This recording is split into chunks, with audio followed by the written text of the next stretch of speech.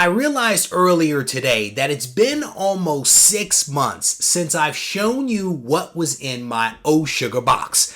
If you don't know what an Oh Suga Box is, you're in for a treat. If you do know and recall what was in the box before, I think you too are in for a treat. Stay tuned for the video. Reggie here, your friendly neighborhood bodybuilder and comic book collector, and I want to welcome you to another one of my videos. As I mentioned in that intro, it has been just about 6 months since we looked at my Oh Suga Box. And the Oh Suga Box, I can't help but I crack up every time I say it. The Oh Suga Box is a politically correct term that I use to define a box that has some of your favorite comics in, that if things were going bad, if there was some kind of disaster, it is the box that you grab and you take out of the house. Of course, after your kids and your family and all that other stuff is safe, this is the box of comics that you grab to make sure that your collection is preserved. And so 6 months ago, I showed you guys what was in my Oh Suga Box. The box has changed a little bit, and I want to show you what's inside now. And again, for some of these books will be duplicative, and in some cases, what you're going to be seeing here are brand new books that are basically in the Oh Suga Box. And just as a disclaimer, this is all meant to be tongue-in-cheek, meant to have a little fun. But I am curious if you have an Oh Suga Box. I'm curious what's in yours, and if you don't, if you give thought to it, I'd be curious in the comment section to hear what you would place in your Oh Suga Box. So with that, let's go ahead and get started. And just as a reminder, I've actually taken out all of these books out of the protective sleeves, because I know people are probably going to ask me about that. They've all been taken out so that it makes it a little bit easier for me to show these books. And this is one that I recently picked up. It is X-Men number 12. Picked this book up raw and sent it in to CGC after I cleaned it and pressed it, sent it in, and it came back at a 7.5. Absolutely love this book. Origin of Professor X, and is also the first appearance of Juggernaut. It is actually a pretty good read. I'm still not quite sure why it took the Juggernaut like forever to reach Professor X inside the mansion. He seemed to just take his time meandering his way through.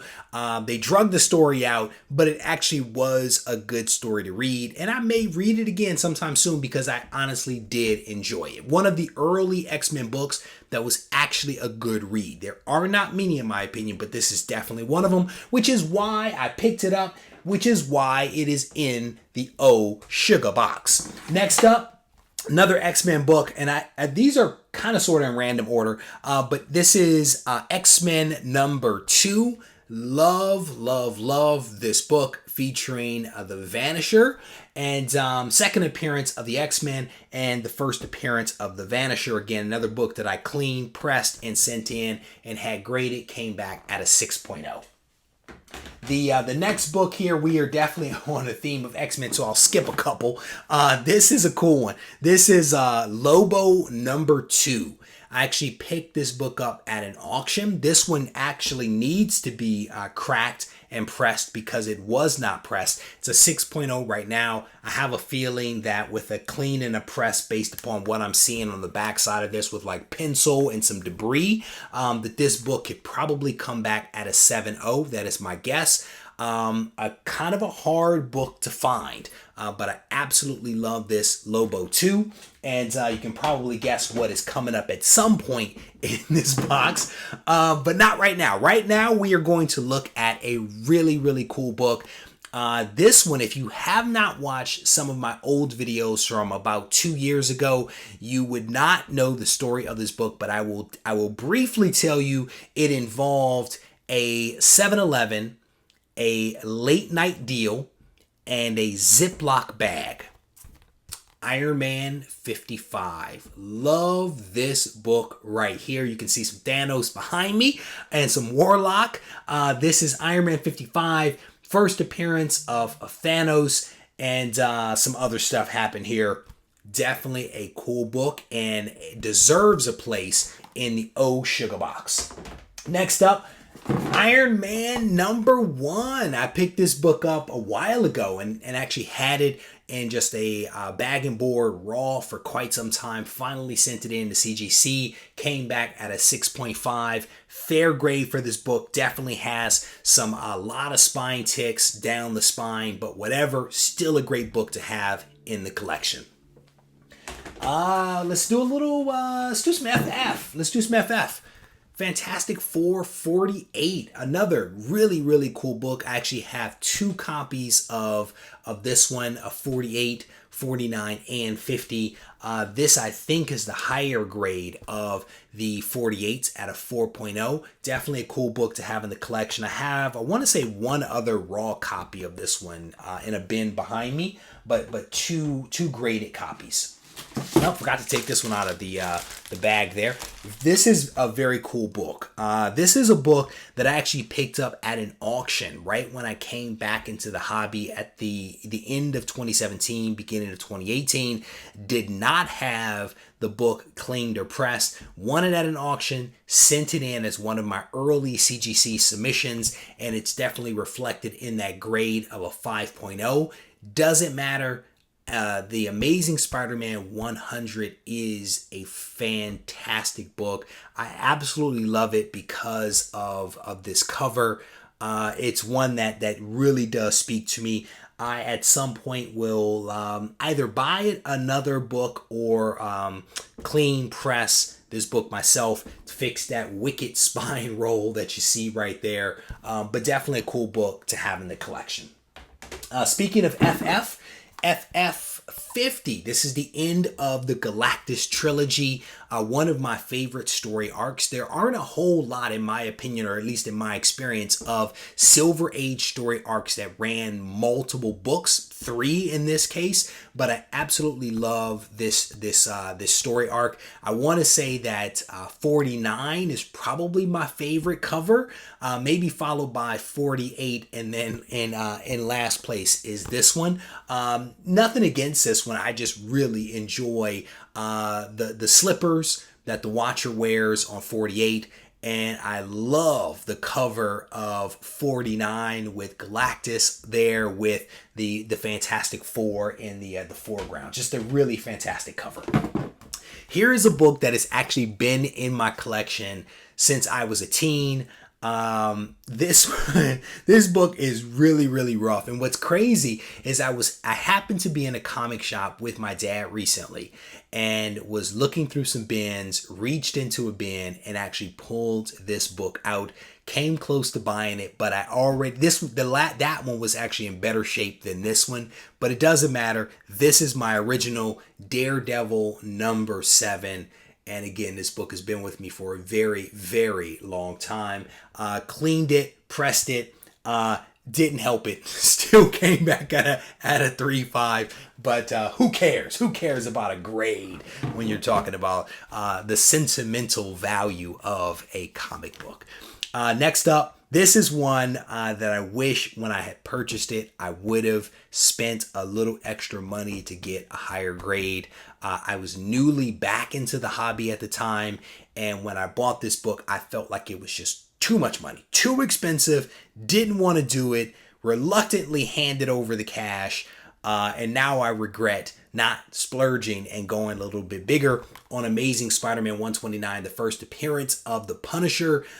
This is, in my opinion, not a good read. It features the Punisher and the Jackal. It is not a good read in my opinion, but it has a whole lot of significance because the Punisher is a pretty dope character, and Amazing Spider-Man has so many first appearances, great events that happen in it, and it's also a yellow cover, so you can't go wrong with that. And you can tell I was actually still pretty early on because it's actually a CBCS. At the time, I was still debating the CBCS versus CGC thing and decided that it really didn't matter at the time, and And again, higher grade, probably should have been a CGC, but it is what it is. And this book just has lots of stains on the back of it. I don't even think it was ever cleaned or pressed, to be honest with you.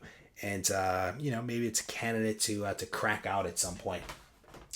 Speaking of my favorite cover, or one of my favorite covers, this is Fantastic Four 49. Definitely love this book. Have a couple of copies of this, both graded and raw. I was fortunate enough to be able to pick these up a couple of years ago. And I really dig this cover, the Galactus, the fingers. I've actually seen a couple of homage to this book over the years. One was recently like an Avengers 10 or 11 or something like that. That was really well done with the Celestials. Absolutely love that one. This is also just, again, a classic cover. Love it. This one, I don't even know what you say about that. Daredevil #1, really cool book. I actually read this book, and I could see from reading this book why people are huge Daredevil fans, because this issue #1 is really solid. And a lot of issue #1s aren't great. This is one that I thoroughly enjoyed reading. You can't go wrong with that costume either. That's a dope costume. The red costume, great. This one's a pretty cool costume too. So shout out to all those folks that love some Daredevil. Rye Zero. This is one that I picked up off of the shelf back in the day. This is the glossy cover. This book honestly is in pristine shape. And one of the things that I learned recently is that, at least that's what I heard, is that CGC will ding white cover books if they have fingerprints. I cannot remember whether this book was cleaned or pressed. It actually looks to be just in immaculate shape. To be honest with you, I can't see any fingerprints. I really don't know why they ding this book, because it's in solid shape. But maybe there's a fingerprint. Maybe this is a 9/8. I don't know. Either way, really cool book. Picked it up off the shelf. It's been with me since since 92, clearly since 92. So definitely a cool book. And deserving of a place in the Oh Suga Box. Next up, X-Men 14. This is the first appearance of the Sentinels. And you can't really have the X-Men if you don't have some Sentinels. They were much smaller back in the day, and I think over time they just got bigger and more complex. But the Sentinels are quintessential to the X-Men, and this is where it all started with this wonderful red cover. Absolutely love this book. Here we go. Lobo 1, another really hard book to find. I actually read this book. I'm not a huge fan of Westerns, but I read this book. I enjoyed this book. Shout out to my man Sully Two Kings, who actually hipped me to this book maybe over a year ago. And it was on my radar. Finally was able to track down a copy of it. Absolutely love it. And very pleased to have issue #1 and issue #2 in the collection. Shout out to Collectors Comics. These guys are down in, I think they're down in San Diego. Pretty awesome guys. They take care of me from time to time when I'm trying to find something. And in this case, they definitely hooked me up. Lobo #1. Another one of my really favorite series, it's actually a limited series, is this one right here, Wolverine #1. I actually prefer this book, this limited series, to just about any of the solo titles that I've ever read featuring Wolverine. This one to me is fantastic. And I can't remember how many parts there were, maybe 4 parts. I think there's 4 parts to this. I want to say I have all 4 parts. Only 2 of them are graded. At some point, I'll get the other 2 graded. But just a really cool book. If you are a Wolverine fan, this is a great book, at least in my opinion, to have in the personal collection. We're gonna skip over a couple of books here, get to a couple of cool things that I think you guys are really going to enjoy. We're gonna. Oh, is there 2 in here? Yeah, there's 2. So let's do both of these.